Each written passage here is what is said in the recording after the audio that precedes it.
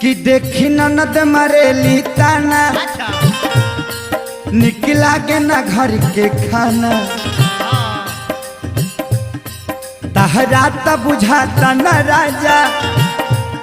कैसे रहेली घर में जनाना ए ततहु से शादी कके ततहु से शादी कके हम ता पछतात बानी हो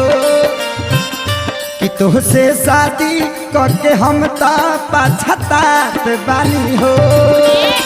पापा के बोला के नैहर जात बानी हो ए राजा ए राजा पापा के बोला के नैहर जात बानी हो